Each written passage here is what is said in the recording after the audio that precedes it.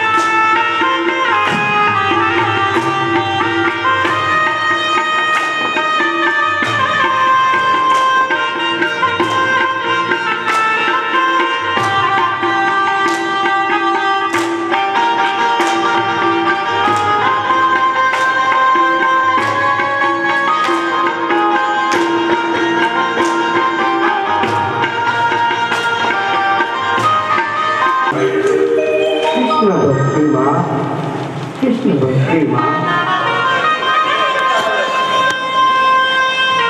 शरीर में ध्यान में भूलिए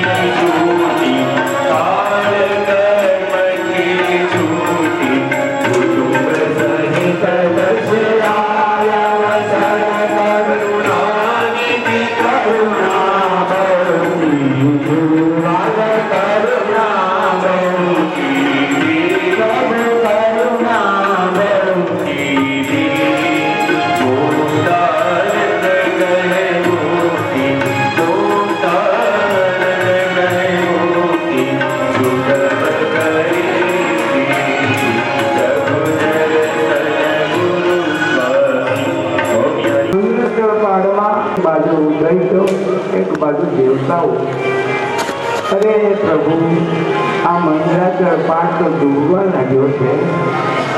भगवान विष्णु कहे काचमा रूप धारण करीने स्थिर बना गरुड़ रूप बनीने भगवान काचमाना शरीर पर मंदिराचल पाड़ीने पधरावे। सागर मंथन करता सौथी पहला झेर निकळ्યું। झेरनी એટલે દૈત્યો ને દેવતાઓ ભાગવા લાગે કે અમારે નથી પીવું, વિષ્ણુ ભગવાનને હાથ અરે આ તો તમારી હાથું હું અહીંયા તમને દર્શન દેવા આવ્યો અને એમાં મને મારે ઘેર પહેવાનો સંપત્તિ તમારે જોઈ છે, મારો હું વાઘ। ત્યારે દેવને દૈત્યો કે વાઘ કાંઈ આ રસ્તો બતાવ્યો કોને તો તમે એમાંથી જાય નીકળે તમારે પીવું જ પડે ને।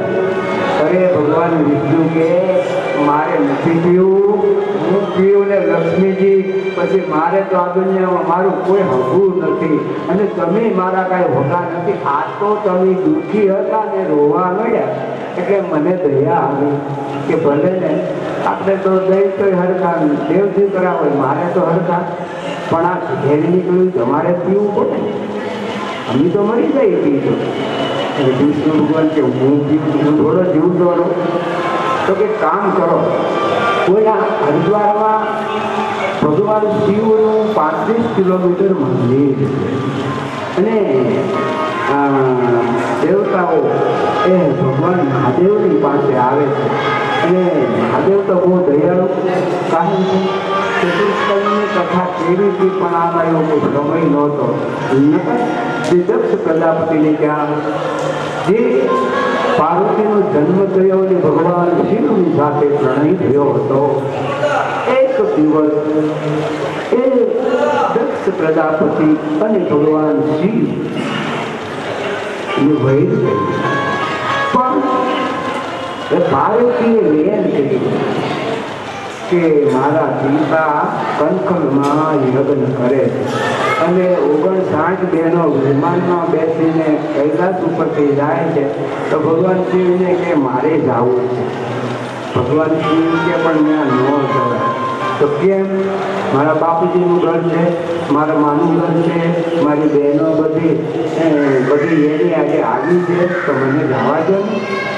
ભગવાન શિવ કહે છે કંકલમાં જ્યારે તમારા પિતા દેવતાઓના અધિપતિ પદ મળ્યું અને એ સભામાં હું શું ધ્યાન કરતો હતો, એ આવ્યા કે બધા ઊભા થયા, મને કાંઈ ખબર નહીં કોણ ગયું ને કોણ આવ્યું, તો મને તમારા પિતાએ શાપ દીધો એટલે મારે હવે ન જવાય.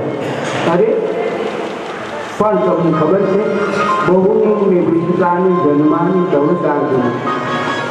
અરે ભગવાન શિવ કહે છે કે દેવી સાચું એમ કે છો કે મારી માં પ્રસૂતિ ને દક્ષ એના મારે દર્શન કરવા છે, પણ આમાં તો કાંઈ નિશ્ચિત નથી. બહુની વિદ્યાની જન્માની તવતાર્જુન. ભગવાન કૃષ્ણે ગીતામાં અર્જુન એમ કહે મારા તારા જન્મ પહેલી વાત નથી, કેટલાય વખત થઈ ચૂક્યા છે ને પાસે. તો પાર્વતી તમારે ક્યાં મા બાપના દર્શન કરવા છે, કયા જન્મના? તો કે કાંઈ નહીં, મારે પગે લાગવા જવું છે મારા મા બાપને, એમનું દર્શન કરીને પાછી આવે. અરે ભગવાન શિવ કે જગત પિતરો વંદો પાર્વતી પર આખું જગત મને તને મા બાપ માને છે, વળી તારે ક્યાં મા બાપના દર્શન કરવા જાવ? અરે પાર્વતીને કહ્યું મારા સ્વામી ભગવાન શિવને મારે અરે આવું નથી કે મારી જાતને ભાંગે, પણ ગમે તેમ તો હોય પ્રકૃતિનું સંતાન છે, બનું ઘર છે, એટલે પાર્વતીનું હૃદય એ કંકલ પિતાને ત્યાં જવા માટે આતુર બની. તો ભગવાન શિવ અને પાર્વતી ચોથી વખતે એમ કહે છે કે પ્રભુ તમે કદાચ ન આવો તો કાંઈ મને રજા આપો અને આશીર્વાદ આપો, જાઓ. ત્યારે તમે જાઓ ખરા પણ પાછા આવવાની તાકાત તમારા પગમાં નહીં રહે. તો કેમ? એ તો ત્યાં જાવ ત્યાં ખબર પડશે કેવું છે. એ કે બધા બદલી ગયા છે, તમને ખબર છે, તમે અમારે મારી બહેનો છે પણ એ તમારી બેન નથી ગઈ, તમારી માં નથી ગઈ અને તમારા પિતા નથી ગયા, ના જવાનો કોઈ સાર નથી. અરે પાર્વતી સીધું કરી મારે ભૂલ છે, જનની જન્મભૂમિ ગરી હતી, મારે મારી જન્મભૂમિના દર્શન કરવા છે. ભગવાન શિવ કે તો જાઓ. જ્યાં ભવાની દક્ષ પ્રજાપતિ યજ્ઞ કરી રહ્યા છે ત્યાં આવે છે તો પોતાના સ્વામીનું ભાન ન જોયું અને પ્રસૂતિ માં એને બોલાવી નહીં, પોતાની દીકરીને માં ન બોલાવે અને હૃદય થયું. એ જ મિનિટે પાર્વતી યોગ યજ્ઞ પ્રગટાવીને પોતાના શરીરને ભસ્માવશેષ કરે છે, સમાધિ દિશાને પામ્યા છે. બીજા જન્મમાં એ પાર્વતીનો મેનાની હિમાલયની ત્યાં જન્મ થયો. મા બાપે અપર્ણા એવું નામ પાડ્યું છે. નારદે બતાવ્યું કે દેવી તું ભલે તારે શંકર ભગવાનને વરવું છે, તો કે હા, પણ તો તારે જંગલની બીચમાં જવું પડે અને વર્ષો સુધી નારદ પાર્વતીને કહે છે તપ કરવું પડે. ત્યારે મેના હિમાલય કે છે તો નાના છે, જેને સમજણે નથી ને તમે એમ છો કે એને જંગલની બીચમાં મોકલો, કેમ બની શકે? પણ પાર્વતી એમ કહે છે કે અનેક જન્મ નહીં. સતત એને સમજાવવા આવે છે કે તમે આવું તપ શા માટે કરો છો? ત્યારે પાર્વતી કહે છે નારદે મને એમ કીધું છે કે તમે તપ કરશો, ભગવાન શિવ તમને દર્શન આપશે. ભગવાન શિવ તમને દર્શન આપશે અને તમારો વિકાર કરશે. પાર્વતી તો હજી રાજી થઈ ગયા. કચ્છુન પરીક્ષાલીની ગોસાઈ તુમ. અને આ સાગર મંથન કરતા નીકળ્યું અને જે પીવે મરી જાય તો કે મારે શંકરને હજી રાખવા છે. મને શાકભાજી કોણ લાવી દે, દૂધ કોણ લાવી દે, તે જણા છે. તો તમારે દીકરા દીકરી કાંઈ તો હજી કાંઈ બધું હજી તો હમણાં જ મેના હિમાલયે ભગવાન શિવની સાથે પ્રણય કર્યો છે. તો અને ભગવાન વિષ્ણુ દેવતાઓ કહે છે તમે ભગવાન શિવ બહુ દયાળુ છો અને તમે જો ઝેર નહીં પીવો તો આખું સમસ્ત ઝેરથી બનશે. ભગવાન શિવે દેવતાઓનું કાર્ય કરવા માટે ઝેર પીધું છે, પણ ભગવાન શિવે ગળાથી નથી ઉતાર્યું એટલે એનું નીલકંઠ મહાદેવ એવું નામ પડ્યું છે. શિવનું બોલો એકાદું મને બહુ ગમે, શિવ મને બહુ ગમે. પાર્વતી પણ શિવ મને બહુ ગમે, એટલા માટે હું શિવની કથા આમાં ન હોય તો વિસ્તારથી કહું છું. તો ભાઈ તમે શિવનું ગામ. સુખદેવજી મહારાજ કે છે કે પરીક્ષિત હવે આગળ મંથન કરતા ઐરાવત હાથી નીકળ્યો, ઇન્દ્રને આપ્યો છે. સોનામરો રત્નો નીકળ્યા છે, દેવતાઓએ દીધા છે. આગળ મંથન કરતા પરીક્ષિત વાઘોની મધુરી મહિલા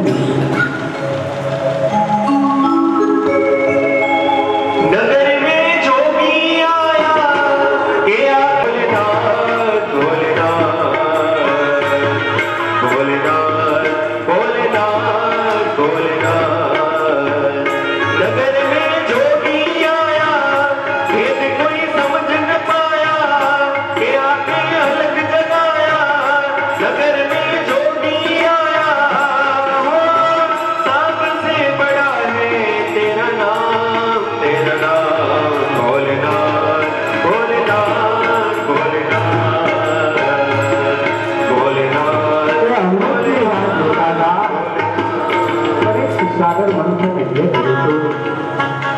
હવે સ્વયં ભગવાન ધન્વંતરી સ્વરૂપે પરીક્ષિત અમૃતના કુંભ લઈને બહાર આવ્યા. તો દૈત્ય તાલાબ છે એ મોહિનીના હાથમાંથી અમૃતનો કુંભ લઈને ભાગવા તો દૈત્યો ભાગી રહ્યા છે. દેવતાઓ ભગવાન વિષ્ણુ કહે છે કે અમે તો મહેનત કરી પણ દૈત્યો અમૃતનો કુંભ લઈને ભૂલ્યા ગયા. ત્યારે વિષ્ણુ કહે છે કે હમણાં 16 વર્ષની સુંદરી એવું રૂપ ધારણ કરું છું. તો ક્ષીરસાગરને કિનારે ફરીથી દેવતાઓનું કાર્ય કરવા માટે નયન મનોહર દરેકના નેત્ર કટાક્ષથી મોહ પમાડે તેવું મોહિની નારાયણ સ્વરૂપ સારી ઓળી છે. ગુલાબના ગળાને ઉઠાડતા માથાની વાળને લટકી ખરીદી કરતા જ્યાં દેવતાઓ તે ત્યાંને આગળથી નીકળ્યા છે. બધા દેવતાઓ કે છે તું કોણ છો? મને કાંઈ ખબર નથી, પણ તારે ઘરે આવવું હોય તો સરનામું તમારું ઘર છે જ નહીં. તો કે કાંઈ પરણી તો કે નાના છું, લગ્ન નથી છે, આપણે નાની છો, પણ તો અમને પરણવું છે? તો કે નાના ભાઈ તો એ મેળ ન પડે. તો પણ તને પીરસતા આવડે છે? તો કે આવડે છે, પણ તમે એમાં ડાપણ કરો ને તો હું ન પીરું. તો કે અમે ડાપણ નહીં કરીએ. તો બી ડાપણ ન કરો તો તમે છે ને અમૃતનો કુંભ તમારી પાસે છે ને પરીક્ષિત ભગવાન કે છે મને આપી દે. તો ગઈ તો ઘરનું એડ્રેસ તો આ તો કે ના ના પણ કુંભ આપી દો, હું પછી બધી વાત કરું, પેલા બે જાઓ હરખા વ્યવસ્થિત, આમ કાંઈક કરો તો મારે કેમ પહેરતું? દઈ તો એક બાજુ બેઠા, દેવતાઓ બેઠા, ભગવાન મોહિની સ્વરૂપે સૌથી પહેલા દેવતાઓને અમૃત પીરસે છે. તો રાહુલે કેતુ સૂર્યચંદ્રની બીચમાં બેસી ગયા, એટલે ભગવાને અમૃત તો પીરશું, પણ રાહુલે કેતુનું મસ્તક કાપી નાખ્યું. તો અજરામર બનીને હજી આકાશમાં એ સ્થિર છે. હવે દૈત્યો એ ભાગવા લાગ્યા અને દેવ અને દૈત્યોનું સમૂહ ભયંકર યુદ્ધ થયું છે. ભગવાન શિવ બ્રહ્મા એ દેવતાઓને રક્ષણ કરે છે અને દૈત્યોને પરાસ્ત કરે છે. ગયેલી લક્ષ્મી એ પાછી આપે છે. એક દિવસ કશ્યપ મહર્ષિના પત્ની અદિતિ એમને ભગવાને ઋષિએ 12 દિવસ નાના પોયો વ્રત, એટલે કે 12 દિવસે દૂધ પાય, દૂધ પીને બ્રહ્મચર્યનું પાલન કરી વ્રત કરો તો તમારે ત્યાં વિશ્વના ભગવાન અવતાર ધારણ કરશે. અદિતિ પરીક્ષિત કહે છે મારે ભગવાનની મા બનવું. અદિતિ વ્રત કરે છે. ભાદ્રપદ માસ આવ્યો એટલે કશ્યપ અને અદિતિની ઝૂંપડીમાં ભગવાન વામન સ્વરૂપે પ્રગટ્યા છે. વામન સ્વરૂપે ભગવાન પ્રગટ્યા ત્યારે સરસ્વતીએ માળા આપી છે, બ્રહ્માને ભિક્ષા આપી છે, ભગવાને પુષ્પની માળા પહેરાવી છે, આરતી કરી છે, પૂજા કરી છે. પણ એ દીક્ષા લઈને વામન ભગવાન એ ચાલવા મળ્યા. ચાલ્યા જાય છે તો રસ્તામાં સવારનો સમય થયો, સંધ્યાવંદન કરવા માટે બેઠા. તો પરીક્ષિત એ દુકાનનો માલિક આવીને કહે છે કે કેમ બેઠા? તો કે સંધ્યાવંદન કરી લઉં, મારે જાય છે બળીના યજ્ઞમાં. તો કે પણ આ ઊભા થા. તો કે ના ના તમે ઊભા થાઓ. તો મને પૂજા કરવા દો. તો ના ના પૂજા પછી કરજો. તો વામન ભગવાન નાની ધોતિયું પહેર્યું છે, ટોપી ઓઢી છે, હાથમાં હોકી છે, અને જ્યાં શુક્રાચાર્ય ગુરુ બળીને યજ્ઞ કરાવે છે કુરુક્ષેત્રમાં કે ભરૂચમાં, એ સ્થાનમાં વામન ભગવાન આવ્યા. વિષ્ણુ વામન બની ચાલ્યા રે,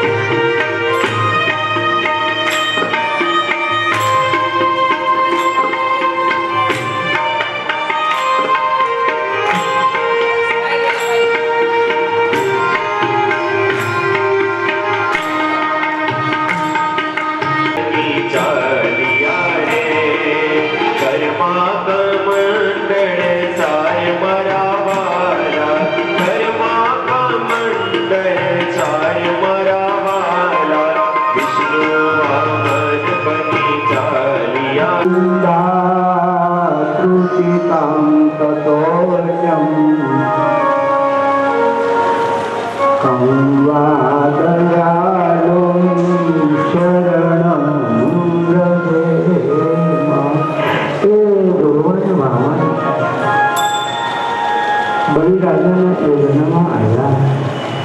બલિ એ વામન ભગવાનની પૂજા કરે અને માગવાનું કહે છે. તો પ્રભુ કહે છે કે હું રસ્તામાં આવતો હતો, પૂજા કરવા માટે બેઠો તો માલિક આવ્યો, મને કે તું હોયો જાય છે. મેં કીધું મને પૂજા કરી લેવા દો ને. તો કે ના ના, તું કેવો છો બ્રાહ્મણ? તો બ્રાહ્મણ તો મને દીઠોય ન ભાઈ. એટલે તો હું તો કે મને પૂજા થાય એટલી 3 પગલા પૃથ્વી. રાજા કે એમાં હું થોડી એટલી લઈ ગયો, પણ એક પગલે 2 પક્ષી આકાશ પાતાળ અને પૃથ્વી એ ભગવાને એને પાતાળમાં પહોંચાડી દીધો. ગરુડ પાસથી એ બલીને બાંધ્યો. ત્યારે પરીક્ષિત એની પત્ની છે, બહુ વિવેકી છે, ધર્મનિષ્ઠ છે. પુણ્યમ યજ્ઞ ભવિષ્ય પુંસા ધર્મ નિષ્ઠા પતિવૃતા નાવ માન્યા ગુણવતી ભારી ધર્મ વર્ણતા. એવી જે પત્ની એનું ક્યારેય કોઈ પુરુષે અપમાન ન કરવું. કારણ કે એનું અપમાન કરવાથી એ ઘર લક્ષ્મીથી ભ્રષ્ટ થાય. તો વિંધ્યાવળી કહે છે કે તમે કેમ મને બાંધ્યા મારા પતિને? તો કે પણ ત્રીજું પગલું એને આપવાનું કહ્યું, મારે ક્યાં મૂકવું? અરે પ્રભુ એના માથા ઉપર મૂકો. બલિના માથા ઉપર વામન ભગવાન ત્રીજું પગલું મૂકે છે. તો વિંધ્યાવળી કહે છે તમે તો એવું કહો છો કે મારું દર્શન થાય, મારો સ્પર્શ કરે, એના ભવપાશના બંધન તૂટી જાય. તો તમે તો આખા સપૂતા મારા પતિના માથા ઉપર. તો હવે તો કેમ બંધન? તો કે પણ તો માય હું આપું. તો તમને પાતાળનું રાજ આપું આપ્યું, પણ તમારે ત્યાં નોકર બનીને દરવાજે ઊભું રહેવું પડે. અરે આમ કે એ તો અઘરું પડે. મારે પગાર પગાર જોતો હોય કે ન જોતો હોય, પણ તમારે ત્યાં 4 મહિના વિષ્ણુ બ્રહ્મા અને કહીને તમારે જે તમારા શિવ એને 4 મહિનાનો વારો, તો 12 મહિના થઈ જાય. તો કે પણ એ બધું કરે કોણ? તો કે સૌથી પહેલાં વિષ્ણુનો વારો 4 મહિના, પછી બ્રહ્માને 4 મહિના પગાર ન આપવાનો હોય. પગાર ન આપવાનો હોય વગર પગારે તો શું કરવાનું? બસ દ્વારમાં ઊભું જ રહેવાનું, કોઈ આવે એને અંદર આવવા નહીં દેવાનું. અને ભગવાન શિવને કે તમારે તો બ્રહ્મા વિષ્ણુ શિવ 3-4 મહિના એ પાતાળમાં બળી રાજા બની. પણ પછી લક્ષ્મીજીને એમ થયું કે આ તો અઘરું કરી ગયું, કે દુના ગયા છે તો હજી આવ્યા નહીં, લે ગોતવા જાઓ. નારદ મળ્યા કે મારા સ્વામીને ક્યાંય ભાડા છે? જોયા નથી, પણ મેં એને ખબર છે કે એ પાતાળમાં ગયા છે.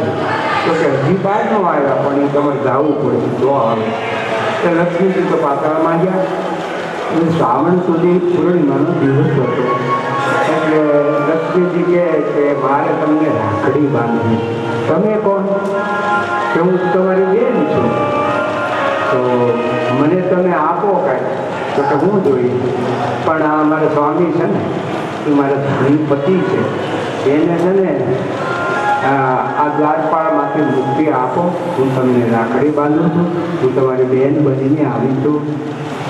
તો એ લક્ષ્મીજીએ વિંધ્યાવળીએ પોતાના સ્વામીને બંધનમાંથી મુકાવીને પાતાળનું રાજ્ય અપાયું.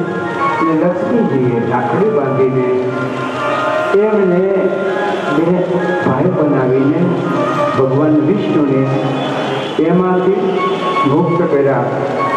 હવે કૃતમાલા નદીને કિનારે રાજા એ પાણી ભરવા માટે આવે છે. તો મોટું મત્સ્ય સ્વરૂપ એનું દર્શન થયું છે. એ રાજાને મત્સ્ય સ્વરૂપ ઉપદેશ કર્યો છે. અને અંતે એ રાજા એને મત્સ્ય સ્વરૂપ ભગવાનના ઉપદેશથી સાક્ષાત્કાર ભગવાનનો થયો છે. હવે અષ્ટમ સ્કંદની કથા તો બહુ છે, પણ આપણે અત્યારે રામચંદ્રજી ભગવાનનો જન્મ કરવો છે કથાના માધ્યમથી. પછી જે ભગવાનની કથા હું તમે ગાઈ હતી, સાંભળી હતી, રાહ જોઈ હતી, 4 દિવસથી તમે બધાએ ઘર છોડીને આ સ્થાનમાં જે ભગવાન કૃષ્ણ એનું દર્શન કરવા માટે આવ્યા છો, ચરિત્રો શ્રવણ કરવા માટે આવ્યો છો. તો વાલા ભક્તો એ 18 કલાકમાં મુકુલભાઈ કંઈ જાતા નહીં. ભગવાન કૃષ્ણ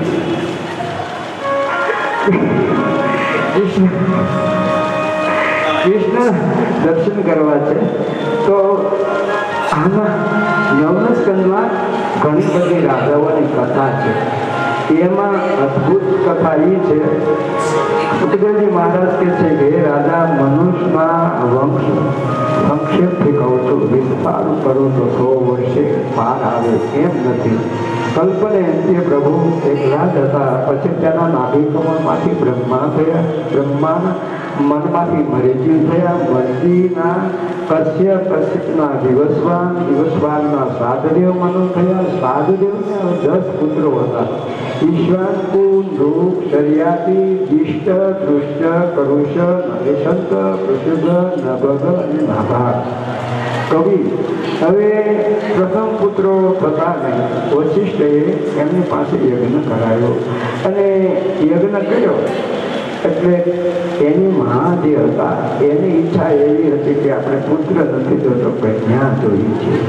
એટલે કન્યા જન્મી એટલે આશ્ચર્યથી દીવા નામે પુત્રીનો જન્મ થયો. એટલે વળી એના પિતાએ ભગવાનને કીધું કે મારે પુત્ર જોઈએ છે. ત્યારે વશિષ્ઠે આશીર્વાદ આપ્યા કે તને આ તમારી જે ઈલાપુત્રી છે એ 1 મહિનો ફ્રી રહેશે, 1 મહિનો પુરુષ બનશે. હવે આમ કરતા એક દિવસ એક જંગલની બીચમાં આવે છે, પોતાના મિત્રોની સાથે.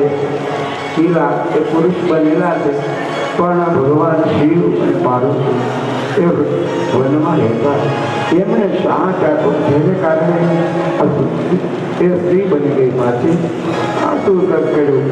આવી રીતે એ તપ કરી અને ભગવાન શિવની આરાધના કરે. શું કન્યા છે રાજાને? એ શર્યાતી રાજા એની પુત્રી છે. ચવન ઋષિને શર્યાતી રાજાએ પોતાની સુકન્યા આપી છે. અને હે પરીક્ષિત, એમાં એ રાજાના વંશમાં અંબરીશ નામે રાજા થયા. પણ અંબરીશ રાજા એની પત્નીનું નામ છે તુલસીલા પત્ની. તો એકાદશીનું વ્રત કરે છે. એકાદશીનું વ્રત કરે છે એમાં કાંઈ પણ એ ફળાહાર નથી કરતા. નિયમનું પાલન કરે છે. આપણે એકાદશી કરી પણ દર્શનથી વિચાર કરીએ એ થાળી ભરીને કાલ સાંજે સવારે ઉપવાસ છે તો ખીચડી વધારે ખાઓ, રોટલી દાબો, કાલ તો ભૂખું રહેવાનું. તો કે બીજે દિવસે ફરાળ શું કરવાનું? તો કે સાબુદાણાની ખીચડી, પછી રાજગરાની પૂરી, બટેકાનો શેરો. એટલે પણ આટલું બધું ફરાળ. તો કે આ ફરાળમાં શું આજે ફરાળ કરવાનું તો કીધું જ છે. તો કે પણ ફરાળ એટલું બધું ન ખવાય. અરે બહુ મીઠું હોય. આપણે આડેથી સુધી થોડું ખાઈએ પણ ફરાળ મીઠું હોય ને એટલે ડબલ ખવાય. હાલથી ભૂખ ન લાગે.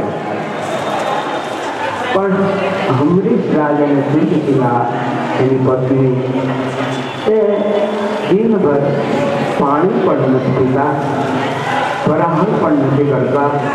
એવા 1 વર્ષ વિતાયો. સ્વયં ભગવાન પરીક્ષિત એને એકાદશીના વ્રતથી દર્શન આપે છે.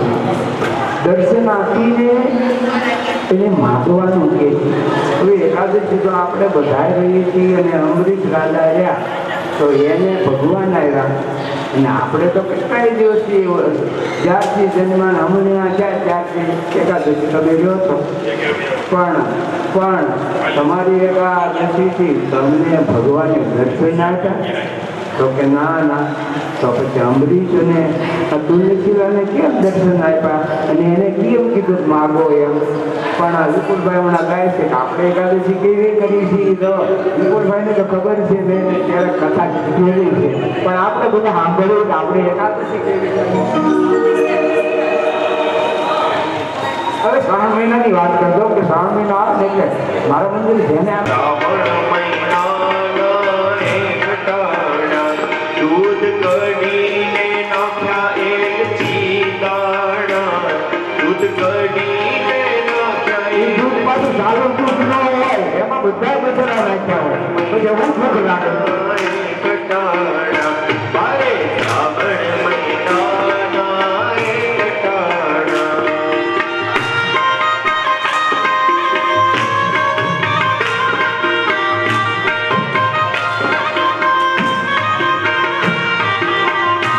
કડધન રોટલી જયમાં બપોરે, કડધન રોટલી સાથે દાળ ભાતના છે ભાણા, સાથે દાળ ને ભાતના છે ભાણા.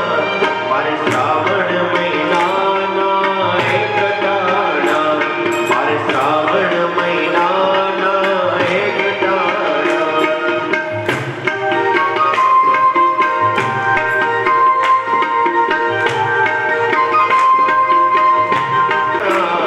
વળી પાસે રખાતા તલદાણા, મારે શ્રાવણ મહિનાના એકટાણા, મારે શ્રાવણ મહિનાના એકટાણા.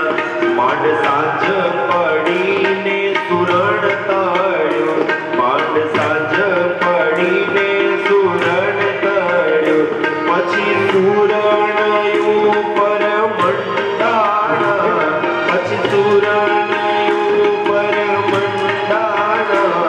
મારે શ્રાવણ મહિનાના એકટાણા, મારે શ્રાવણ મહિનાના એકટાણા.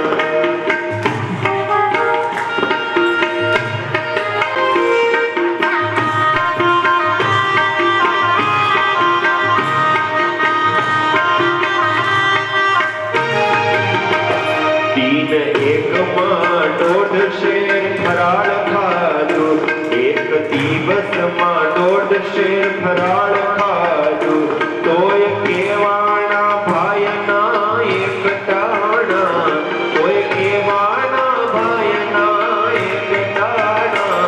મારે શ્રાવણ મહિનાના એકટાણા, આવા એકટાણા જોઈને પ્રભુ કહે, આવા એકટાણા જોઈને પ્રભુજી કહે, મને આવા ભગત ક્યાંથી ભટકાણા, મને આવા ભગત ક્યાંથી ભટકાણા. મારે શ્રાવણ મહિનાના એકટાણા, મારે શ્રાવણ મહિનાના એકટાણા, મારે શ્રાવણ મહિનાના એકટાણા. દુર્વાસાએ એને શ્રાપ ભગવાન વિષ્ણુએ આપ્યો. દુર્વાસાના શ્રાપથી અમરીશ રાજાને મુક્ત કર્યા છે. માગવાનું કહે છે, પ્રભુને કહે છે, હે પ્રભુ, હું રાજા, હું ક્યારે પણ કોઈ પણ પદાર્થ તમને અર્પણ કર્યા સિવાય ન જવું એવું મને વર્ણન. ભગવાને આત્મનિર્ભર કરવાની અમૃત અને દિવ્ય તુલા એને ભક્તિ આપી. પરીક્ષિત ભગવાને એના રાજ્યના રક્ષણ માટે પોતાનું આયુધ સુદર્શન ચક્ર પરીક્ષિત સ્થાપિત કર્યું. તો એના વંશમાં ઘણા બધા રાજાઓ થયા છે, પણ જે અમરીશ એના વંશમાં જે રાજાઓ થયા એ જેને કે માને કે સગર રાજા પણ એના રાજ્યમાં થયા, અને સૌભરી ઋષિ એને કન્યા સૌભરી ઋષિને પરણાવી એમના વંશમાં થયા. સગર રાજા ભગવત રાજા એ ગંગાની આરાધના કરી અને ગંગા એનો ઉત્તરણ કરાયો. ભાગીરથી ગંગા એ પણ એના વંશમાં થયા. આગળ સગર રાજાએ પિતૃઓના મોક્ષ માટે ગંગાજીનું અવતરણ કરાયું. હવે એના વંશમાં ખટવાંગ રામે રાજા થયા. ખટવાંગ રાજાના વંશમાં જે રજાઓ છે. દેવયાની અને શર્મિષ્ઠા એ બે ગુરુપુત્રી છે.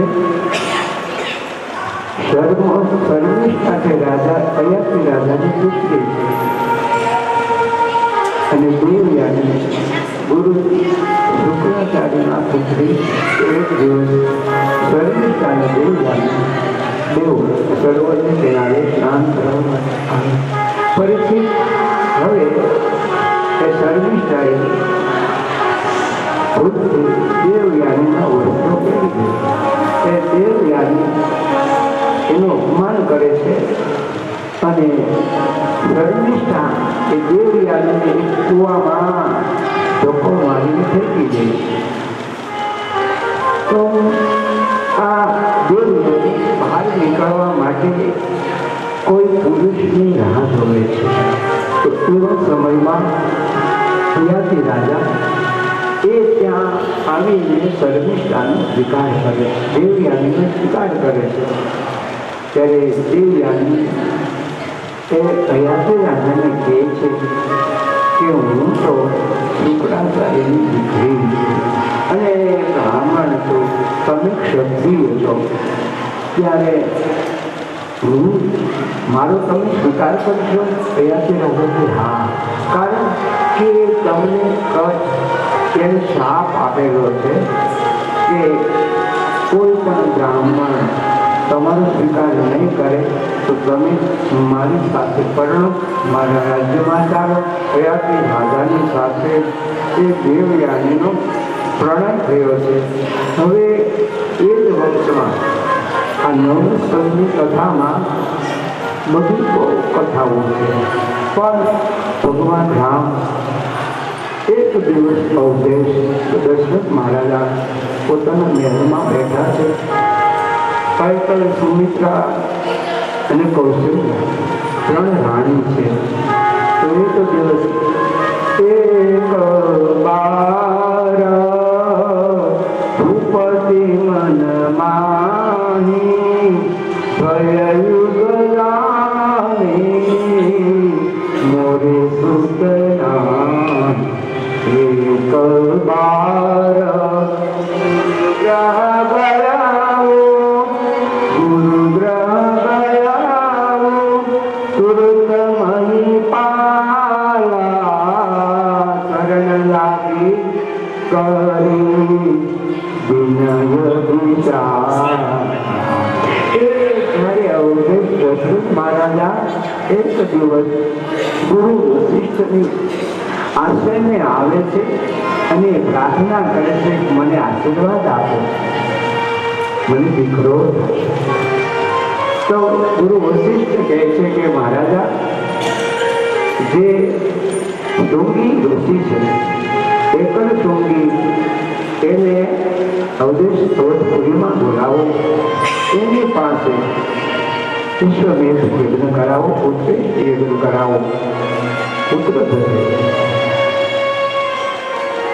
એકલ શૃંગી ઋષિ લોમપાદ રાજા એની પુત્રીની સાથે એ એકલ શૃંગીનો પરણિત લગ્ન થયા છે.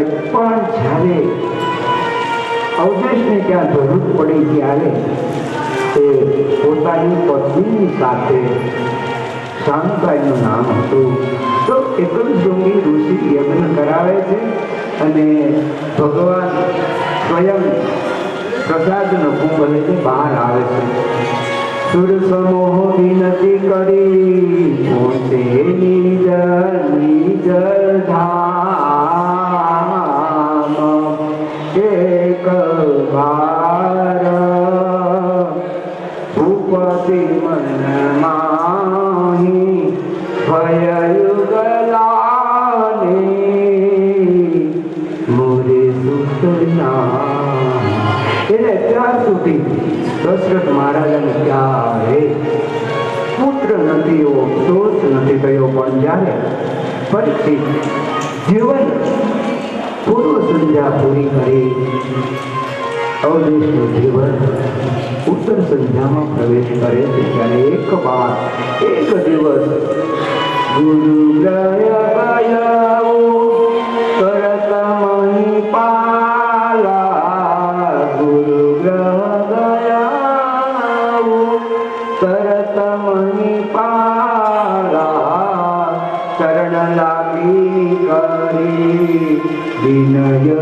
દીધા.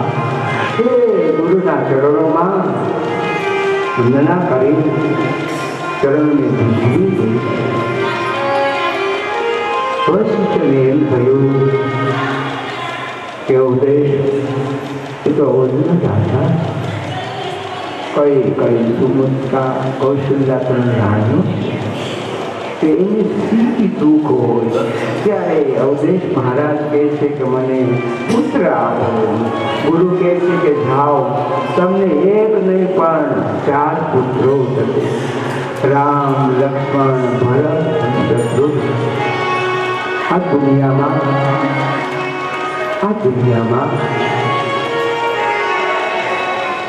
બધાને ભાઈ હશે, બેન હશે, પણ રામાયણ એવું લખ્યું છે કે સુખી બંધો નહીં પરંતુ સમાન.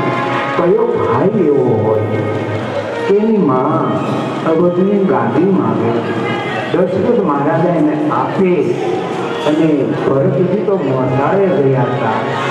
એને ખબર નથી કે મારી માની આવું માંગ્યું, પણ બીજા દિવસે જ્યારે અવધેશ શરીર છોડે છે ને ઘરે આવ્યા ખબર પડી ત્યારે ભરતજી બહુ સરસ કે મારે તો નંદી ગ્રામમાં રહેવું છે, અવધમાં રહેવું. તો અવધની ગાદી તો શું થાય? ભગવાન રામ તો વનમાં ગયા, સીતાજી વનમાં ગયા, લક્ષ્મણજી વનમાં ગયા, સૂર્યવંશનું શું થાય?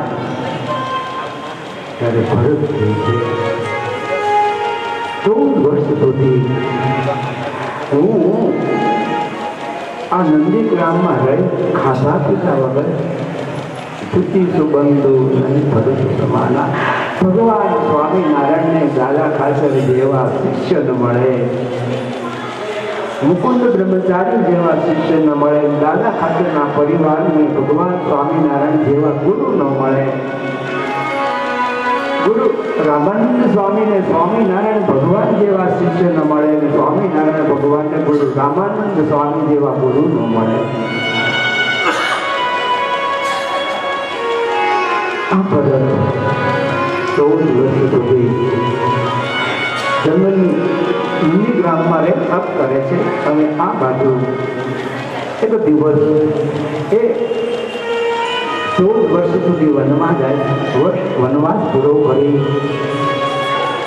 ત્યાં મારીચ અને સુબાહુ ગુરુ વિશ્વામિત્રની સાથે એના યજ્ઞમાં ઉદ્ધાર કરી જનકપુરમાં આવે છે.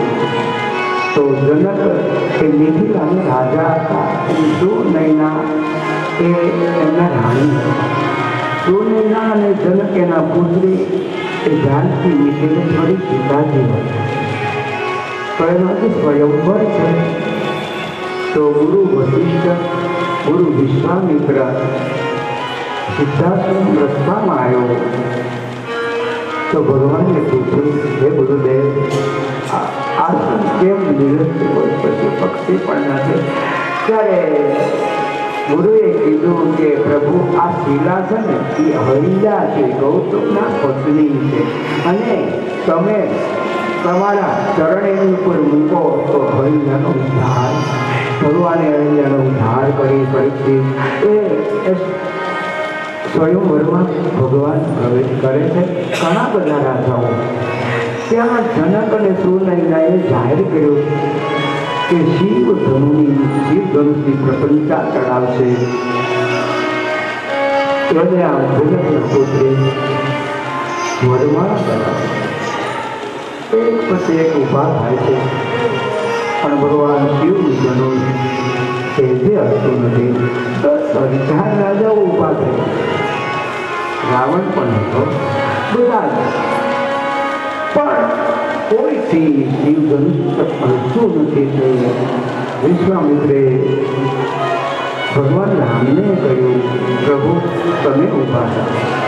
ગુરુના ચરણમાં વંદના કરી આશીર્વાદ લે અને એ સ્વયંવરમાં ભગવાન શિવ એનું ધનુષ ભગવાન રામ પ્રપંચા એ ચડાવવા જાય તો બીચમાંથી એ પરીક્ષિત એ શિવ ધનુષ સૂકી ગયું. હવે કહેવાય શિવધનુષ તૂટવાની સાથે જનક અને સુનયનાની ચિંતા તૂટી ગઈ, મહાપુરુષોને સંશય તૂટી ગયો. ધનુષ તૂટવાની સાથે આ કોણ હશે? ધનુષ તૂટવાની સાથે આખા વિશ્વમાં ખબર પડી કે ઉદેશના પુત્ર રામ પરશુરામને પણ ખબર પડી કે એક દિવસ ભગવાન શિવનું બાણ તે નાના સીતાજી ભણતા હતા. એ શિવ ધનુષને ભગવાન રામ એક ક્ષણ માત્રમાં ભાંગી નાખ્યું અને સીતાજીએ વરમાળા ભગવાન રામને પહેરાવી. ચારે ભાઈનું લગ્ન થઈ ચૂક્યું. ઘરે આવ્યા તો જંગલની બીચમાં જવાનું હતું. 14 વર્ષ. હવે ત્યાં તાડકાનો ઉદ્ધાર કરી રાવણનો એને વધ કર્યો.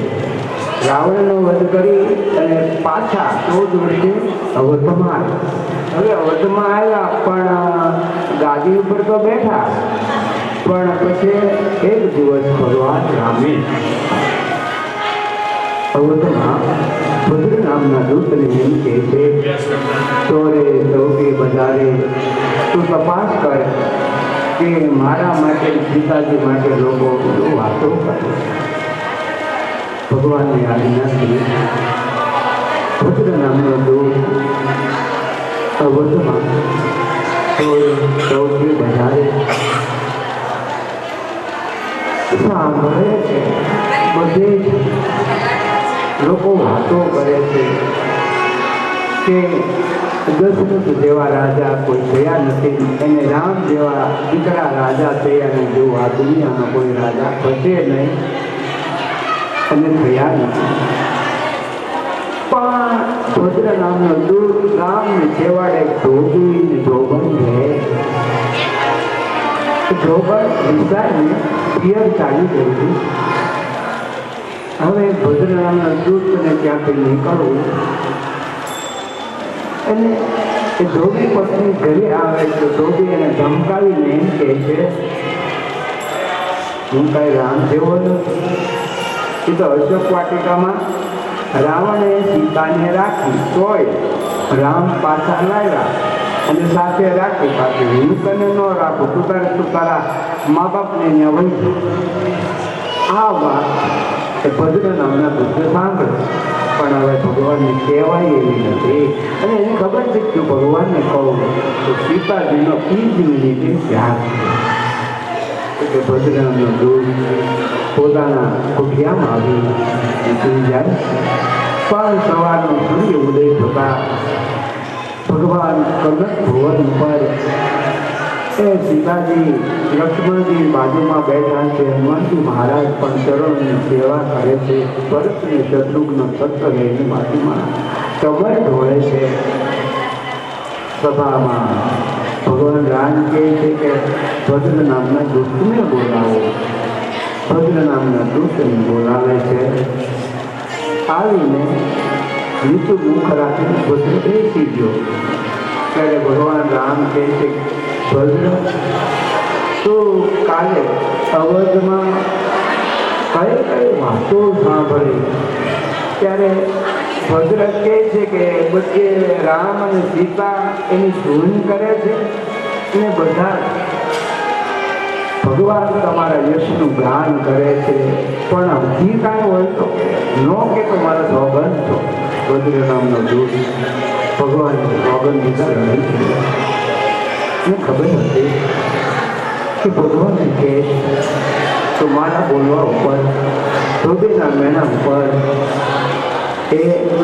એનો ત્યાગ કરશે.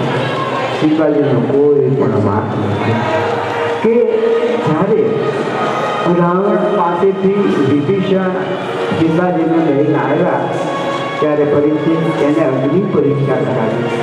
ભગવાને કીધું કે અગ્નિમાંથી બહાર નીકળે તો હું સ્વીકાર કરું, પણ આ વાતની બુદ્ધિને ધોબણને ખબર નથી એટલે અજ્ઞાનથી બોલે છે કે હું રામ જેવો નથી. એટલે ભગવાને કીધું કે આવી વાત એક જગ્યાએ થાકી તો લક્ષ્મણજીને બોલાય આ રસ્તો સવારમાં લઈ આવો. સીતાજીને વાત ન કરતા અને એમાં બેસાડી અને ગંગા કિનારે મૂકીને તમારે પાછું આવવાનું છે. સીતાજીને કીધું કે આપણે વનમાં રહેતા ભીલકુમારિકાઓએ ઋષિ પત્નીઓ તમારી બહુ સેવા કરી છે, તો તમે આ રાણી બન્યા છો તો તમારે એની પૂજા કરવા માટે જવાનું છે. પૂજા માટે જે વસ્તુઓ જે ભેટ આપી હોય બધા પોટલામાં દીધો. સીતાજીને ખબર પડી કે પૂજા કરવા માટે નથી જવાનું, સદંતર ભગવાન રામ મારો ત્યાગ કરી રહ્યા છે. જે હોય તે, જેવું મારું નથી, જેવું મારું ભાઈ, પણ મારા ઉદરમાં લવ અને કુશ ભગવાન એનો અંશ પોજાય છે. ગર્ભાથી ગંગા કિનારે આવે. લક્ષ્મણજી કીધું કે તમારે પાણી વાલ્મીકની ઝૂંપડીમાં રહીને જીવન ગુજારવાનું, અને હું તો જાઉં છું. ત્યારે સીતાજી બહુ સરસ બોલ્યા છે કે ભલે તમે જાઓ, પણ આ ગંગાની સાક્ષીએ તમે મારા ઉદર સામું જોવો. હું લવ કૃષ્ણ ત્યાં જન્મ આપીશ ત્યારે દુનિયા મારા માટે હું વાંધો કરીશ.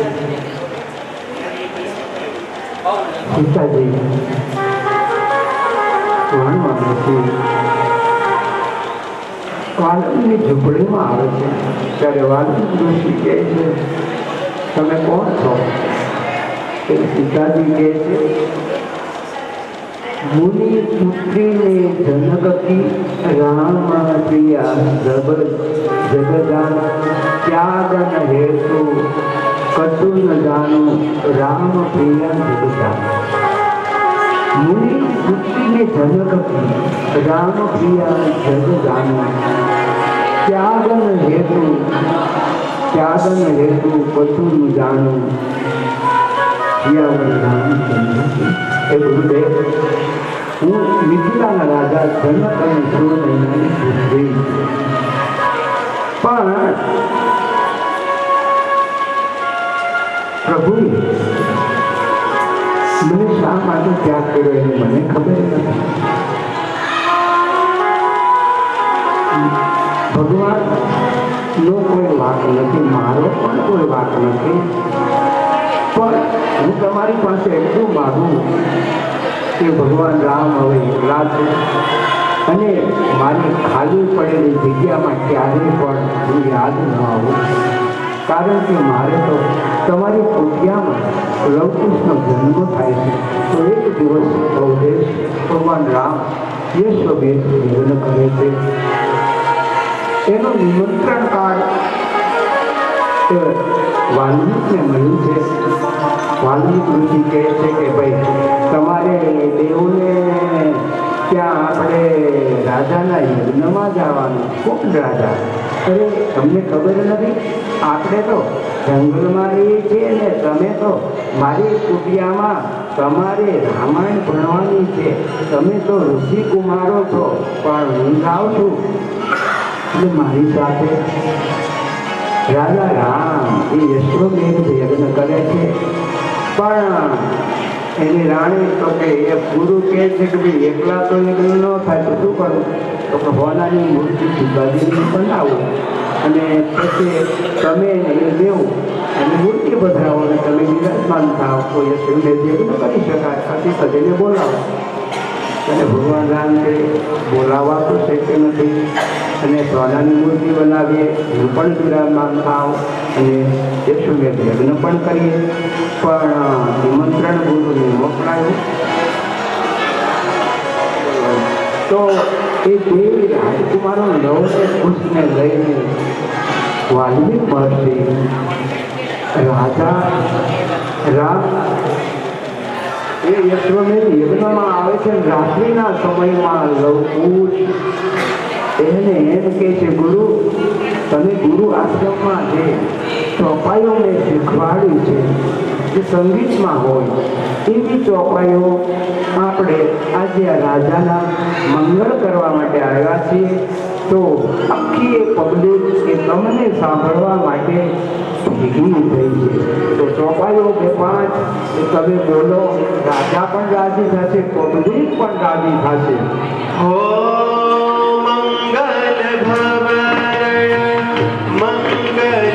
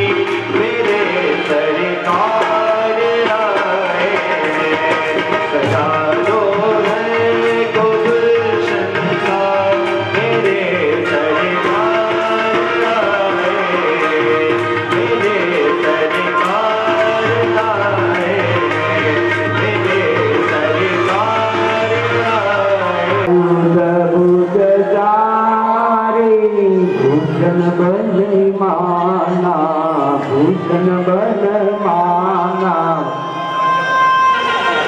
શોભા સિંધુ કરારી વૈદ્ય કૃપાલા હર્ષિત મહતારી મુનિ મનહારી અદ્ભુત રૂપ વિચારી માતા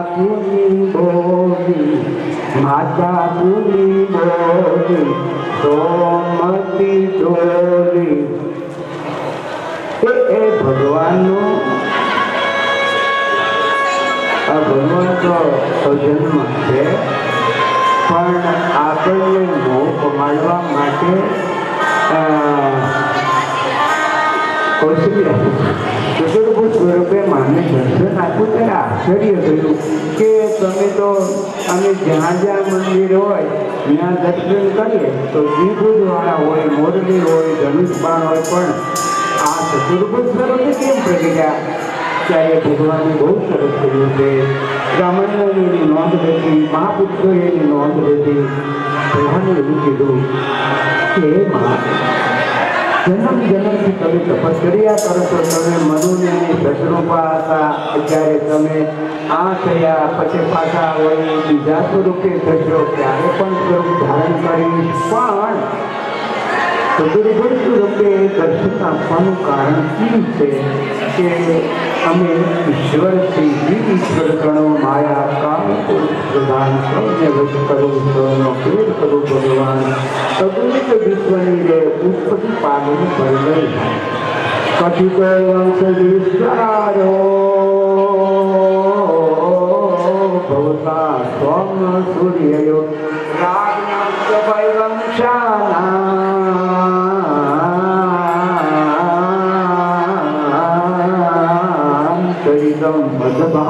અદભુત એ દસમસ્કંદનો પહેલો શ્લોક ઉદયજી મહારાજ ગાયો છે સચિદાનંદ રૂપાય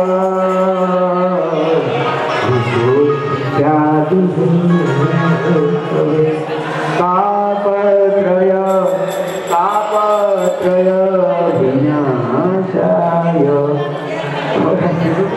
સંગીતમાં કરશું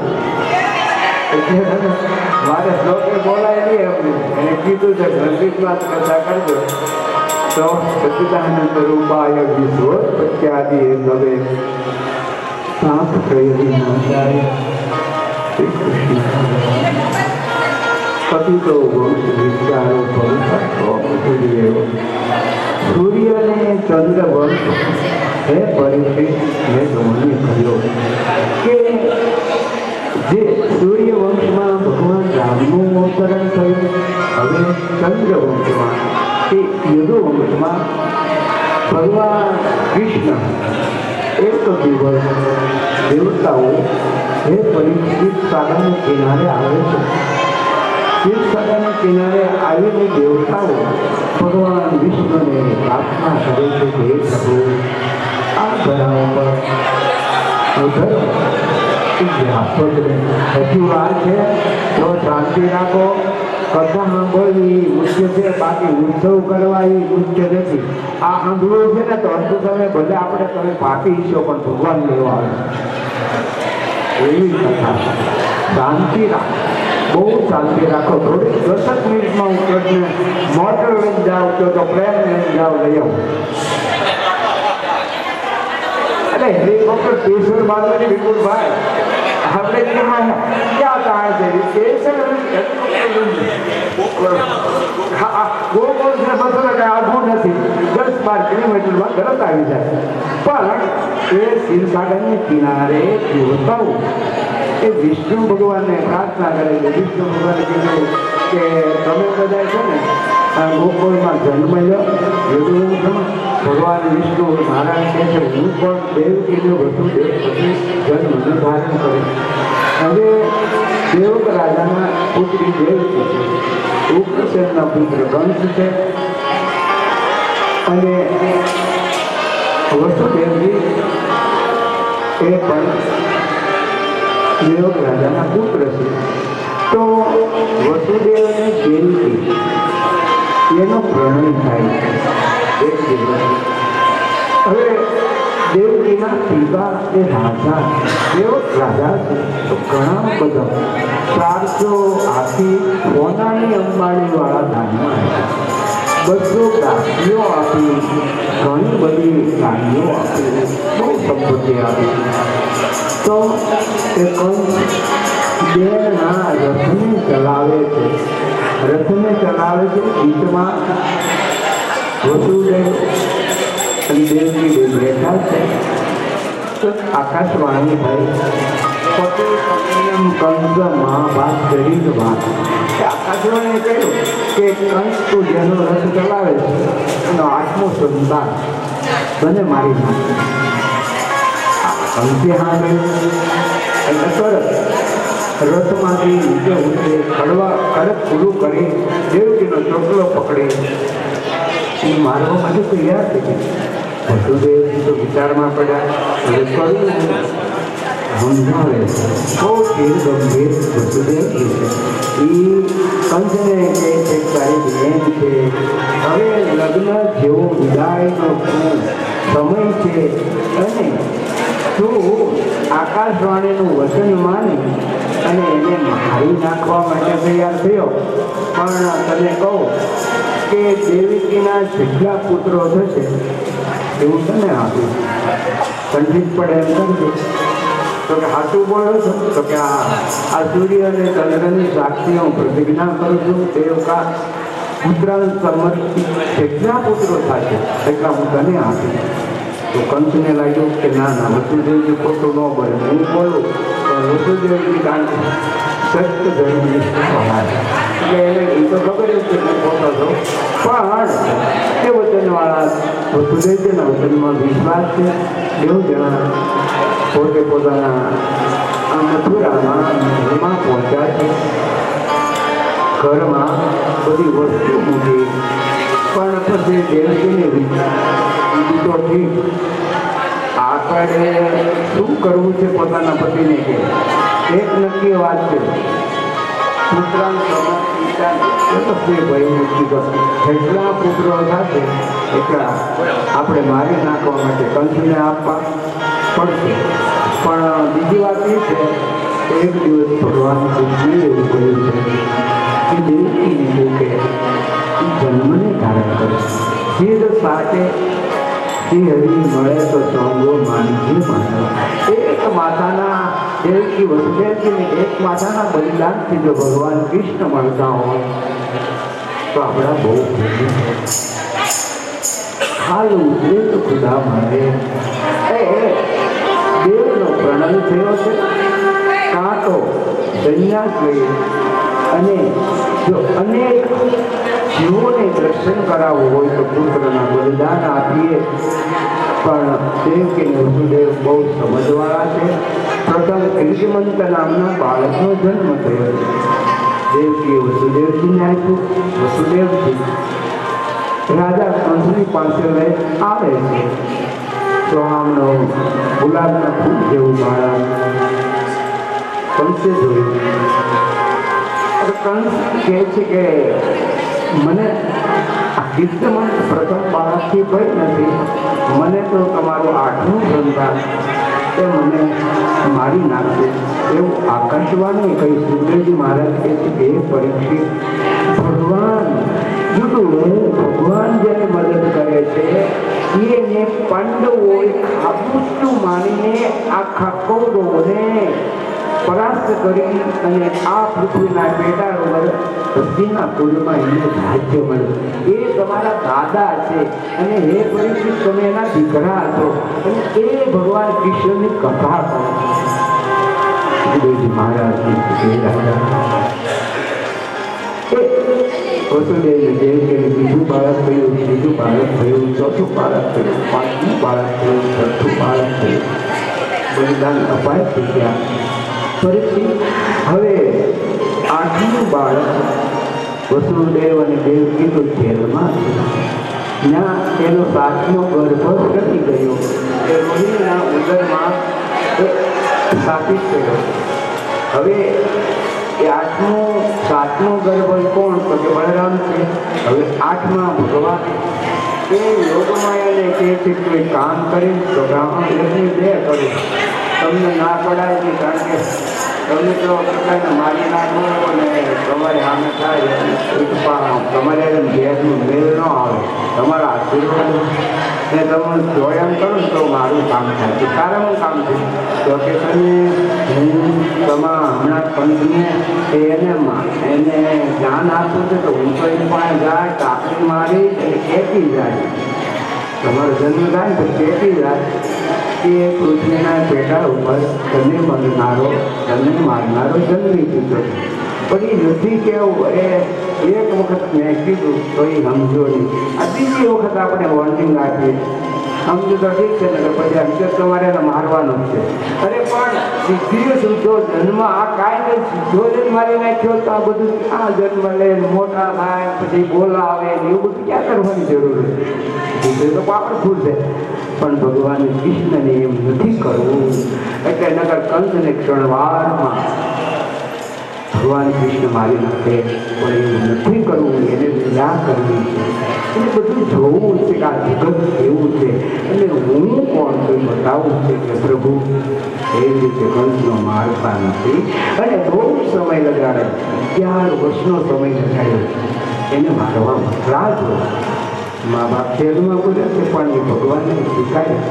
તો 8મા ભગવાન કૃષ્ણને દેવકીના ઉદરમાં આવવું છે, પણ એ પહેલાં એને યોગ માયાને બોલાવે કે ચંડિકા, અંબિકા, અંબાલિકા, ચામુંડા, નામ એટલે બધા એ કે પણ તો કે એટલા નામથી તો કળિયુગમાં પ્રસિદ્ધ થાય અને ઘરે ઘરે પૂજા. તો કે પણ તમારે હું જોઈ તો ભગવાન કૃષ્ણ કે મારે એ જોઈ તો એવો મને આશીર્વાદ આવે ને વરદાન આવે કે ગમે ત્યાં હું જાઉં, ગમે એવા રાજાઓ એને પરાસ્ત કરું અને મારી નાખવાની જરૂર હોય તો મારી નાખ. પણ તો કે બીજું તો કે મારે પછી લગ્ન કરતા અઘરી થશે, ટાઈમ નાખ્યો. પણ હમણાં નહીં, 18-20 વર્ષ થાય પછી થશે. ત્યાં સુધી તમારે આમને એકલા જ રહેવાનું છે અને ગાયો ચારવાની છે. પણ પછી ભાગ્યું ઘટશે. મારા આશીર્વાદ છે. હા એમ તો તું બીજું મારે કાંઈ કરવાનું, ભગવાન કૃષ્ણ કાંઈ બીજું કાંઈ કરવાનું નથી. મારા આશીર્વાદ છે અને તમે જ્યાં જશો ને બધા જ તમારા શિષ્યો બની જાય. અને ગોપીઓની તો આમ જાણવી તો તમારામાં આમ મોહિત બનીને ક્યાંય આગળ નહીં જાય. તો મોરલી તમે એ તો 24 કલાક તમારી હારી રહે અને તમને હારામાં હારા અક્રૂર ઉત્સવ ઉર્જા એ તમારી આજ્ઞાનું પાલન કરનાર શિષ્યો બનશે. અને દ્વારકાપુરીના મોટા રાજા થશે. અને 56 કરોડ યાદવ એ તમારે રોજ તમને પગે લાગશે અને કહે છે કે પ્રભુ અમને આજ્ઞા કરો. એટલા બધા જ કરાવો તો કે આ 56 કરોડ થશે વાંધો નહીં. મહાદેવભાઈ ભગવાન કૃષ્ણના આશીર્વાદ આવ્યા અને ભગવાન કૃષ્ણે એમ કીધું તું હવે છે ને મારે ગયા નથી, ઓલા વાટ જોડે તું યોગમાં આવ્યા નંદ બાબા યશોદાને જા હું ત્યાં આવું. તો આઈ એમ રેડી. યોગમાં આવ્યા યશોદાને આવ્યા છે, જન્મ લે છે. આ બાજુ ભગવાન કૃષ્ણનું દેવકામ દેવરૂપેણા વિષ્ણુ સર્વગુહાશ. જ્યારે 8મા ભગવાન ફરીથી વસુદેવને દેવકીના ઉદરમાં પ્રવેશ કરે છે તો તરફ પ્રકાશ દેવકામ દેવરૂપેણા વિષ્ણુ સર્વગુહાશ. આખો એ કારાવાસ પ્રચંડ સૂર્યની સમાન પ્રકાશમાન બન્યો છે.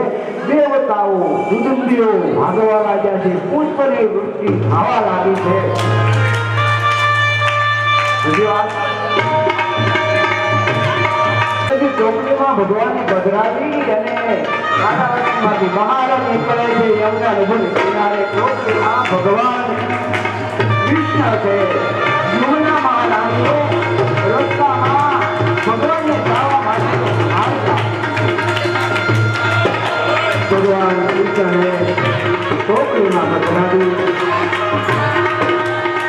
નંદ બાબાને ઘરે પહોંચે તો ઘર ઘરથી સમાચાર મળ્યા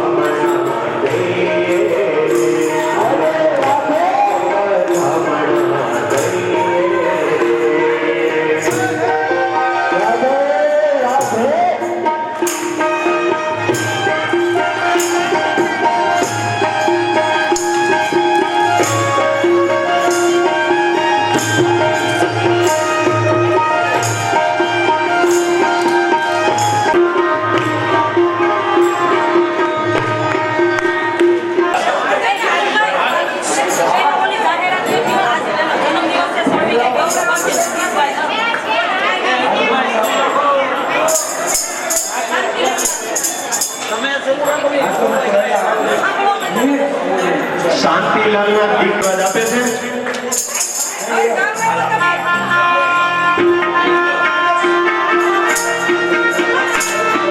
કનૈયા મોરલી વાળા રે માલીરા મોરલી વાળા રે કનૈયા મોરલી વાળા રે માલીરા મોરલી વાળા રે તમે છો નંદલાલા રે માલીરા મોરલી વાળા રે તમે છો નંદલાલા રે માલીરા મોરલી વાળા રે સતા મને લાગો વાલા વાલા વાલા વાલા વાલા સતા મને લાગો વાલા રે કરુણા મોરલી વાળા રે માલિયા મોરલી વાળા રે માલિયા મોરલી વાળા રે.